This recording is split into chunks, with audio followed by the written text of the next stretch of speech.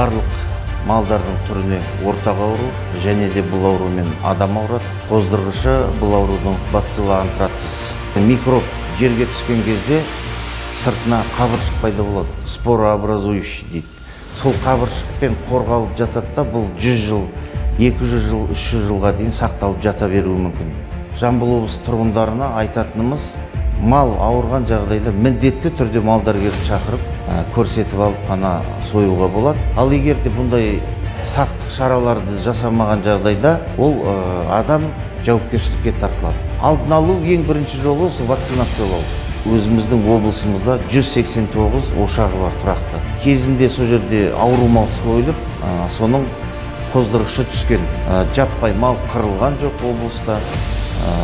Ішінара жаңағыдай ауырған мал болды. Оны әрине мал дәрігерге көрсетпей сойып қойғаннан кейін осындай орын алды деп айтамыз.